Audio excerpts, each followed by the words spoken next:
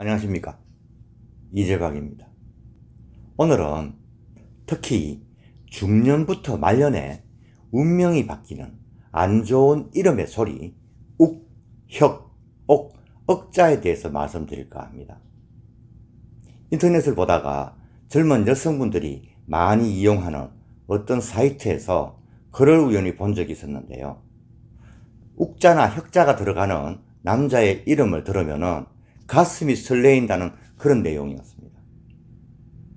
이런 소리 글자는 옛날부터 지금까지 우리나라 남성들의 이름에 많이 사용되는 소리 글자입니다.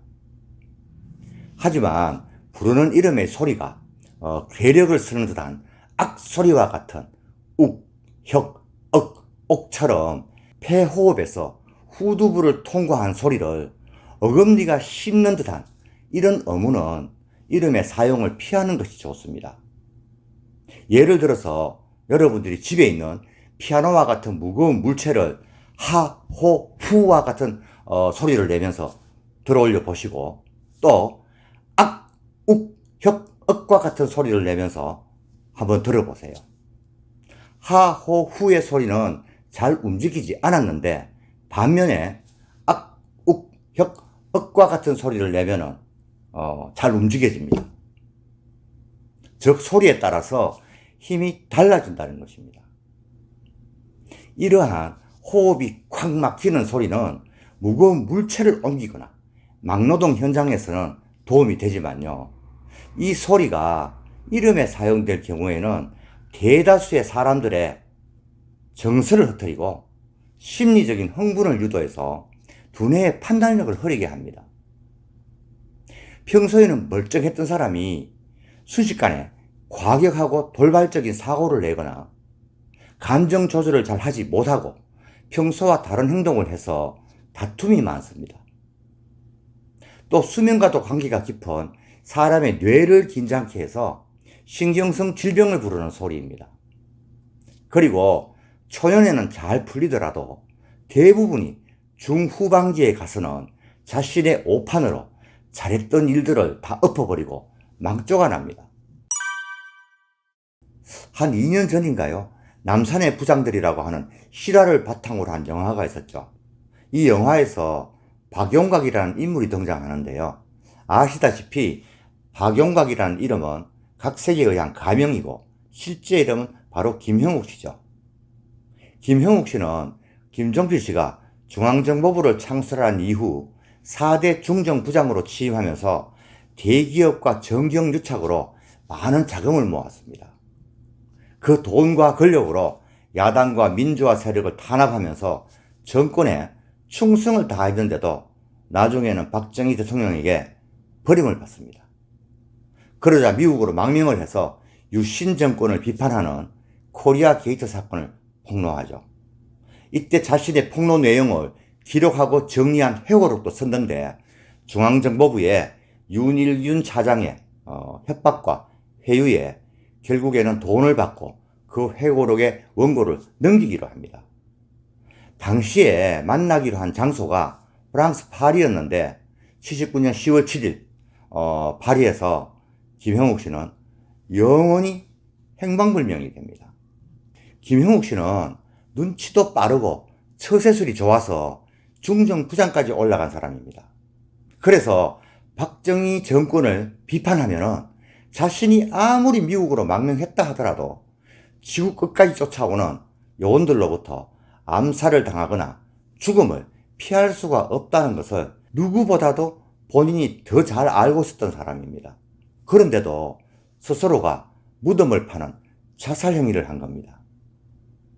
차라리 다 그만두고 국내에서 가만히 있었으면 등 따숩고 배부르게 살면서 천수를 누렸을 것입니다.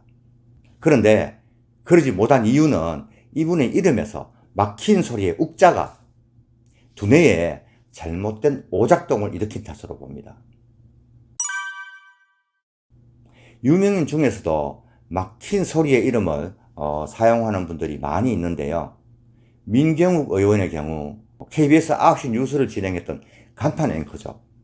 뛰어난 능력으로 정치부 사회부 기자를 거친 언론인이고 워싱턴 DC 특파원까지 지낸 그 시원시원한 성격으로 국민들의 사랑을 받아온 분입니다. 그래서 그 인기로 20대 국회의원을 지내기도 했는데 몇 년 전에 미 백악관 앞에서 이런 시위를 한 적이 있었죠. 이건 뭐 하늘 보고 침을 뱉는 격입니다. 이렇게 이해할 수가 없는 격에 맞지 않는 행동으로 스스로가 자신의 인기를 나락으로 떨어뜨렸습니다. 지난 과거는 엄청 자랑스러웠는데 지금은 용두사미가 되어가고 있죠. 이름에 욱자가 들어가는 사람들이 말년에 겪는 특징 중에 하나입니다. 안재욱 씨는 가수와 탤런트로 활동을 하는 멀티 엔터테이너죠. 97년도 드라마 별은 내 가슴에서 폭발적인 인기를 누렸고 가수로 데뷔하여 큰 성공을 거두기도 했습니다. 특히 이 드라마가 세계로 방영되면서 1세대 한류 스타로 자리매김하기도 했습니다.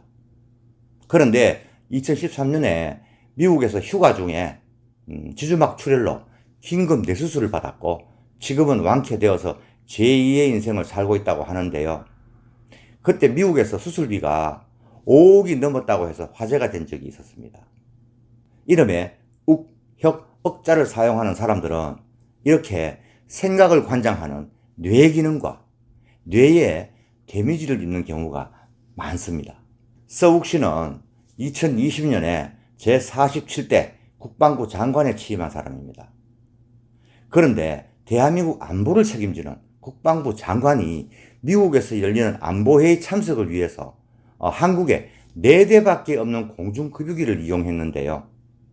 안보에 대해서는 누구보다 잘 아는 사람이 유사시에 공군에 꼭 필요한 수송기도 아닌 급유기를 타고 출장을 갔다는 것에 국민들은 이해가 가지 않았습니다.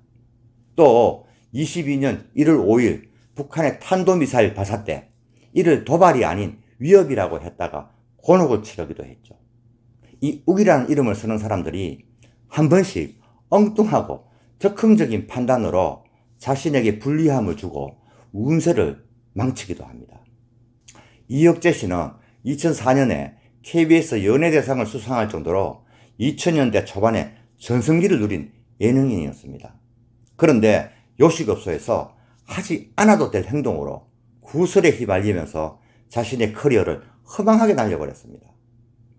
간혹 토크쇼에 출연은 하고 있으나 예전만큼의 인기는 회복하지 못하고 있는데요. 가능하면 혁재라는 이름은 사용하지 말았으면 합니다. 혁재야 하는 이 소리가 숨이 막히는 답답한 이름입니다. 고 김주혁 씨는 프라하의 연인과 같은 드라마, 영화, 예능에 출연하면서 많은 사랑을 받았습니다. 동료 배우들과 감독들로부터 바보같이 착한 사람, 좀 얕게 살았으면 좋겠다는 사람으로 평가받을 정도로 성격도 좋고 인망도 두터웠다고 합니다. 그런데 이 혁이라는 막히고 답답한 이름의 소리를 들으면 일상적인 생활에서 오는 작은 긴장감도 사람을 힘들게 합니다. 좀 조심스러운 생각이지만 그러한 스트레스로 인해서 뇌 기능에 문제가 있었을 것이고 이것이 이해하기 어려운 의문의 차량사고로 이어졌다고 봅니다. 그러면 강형욱 예견훈련사나 배우 장혁처럼 무탈한 유명인들은 또 어떻게 된 거냐고 생각하는 분들이 계실 텐데요. 상황에 따라 100% 똑같이 작용되는 것은 아니기도 하지만요. 이분들은 아직 젊으시기 때문에 중후반의 운을 논하기에는 많이 이릅니다. 그리고 배우 장혁 씨는 예명보다는 정용준이라는 본명이 더 좋습니다. 지금까지는 유명인들의 이름을 예로 들어서 말씀을 드렸는데요.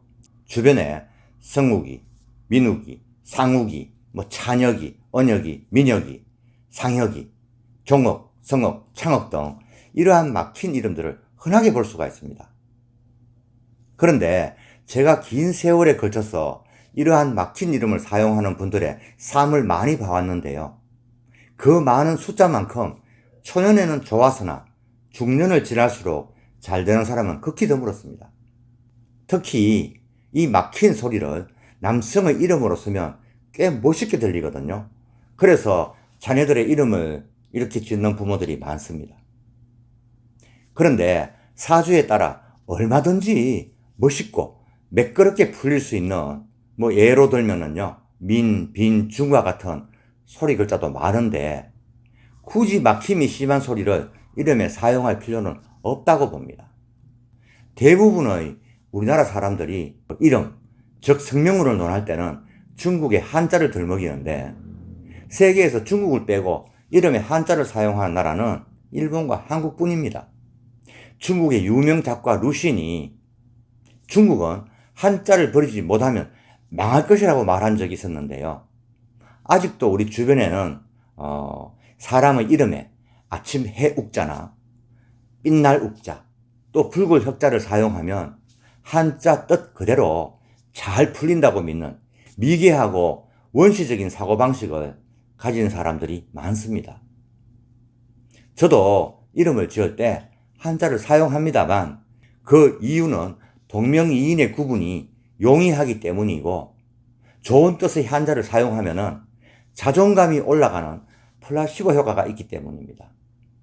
예를 들어서 개동이라는 아이의 이름을 부를 때 어떤 바보가 한자를 종이에 적어서 보여주면서 착갈 개자의 아이 동자라고 부릅니까?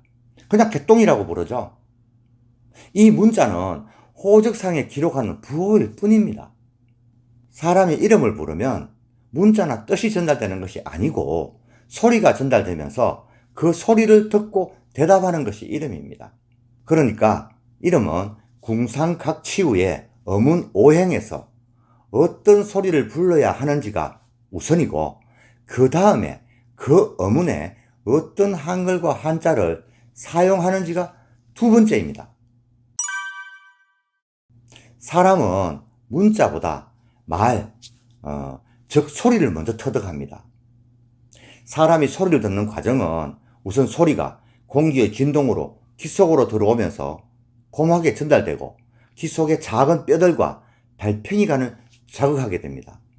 그리고 이 달팽이관 안에 있는 림프액이 자극을 받아서 움직이게 되면은 청신경이 이 신호를 뇌에 전달하고 순식간에 뇌에서 이 신호를 소리로 받아들이는 거죠.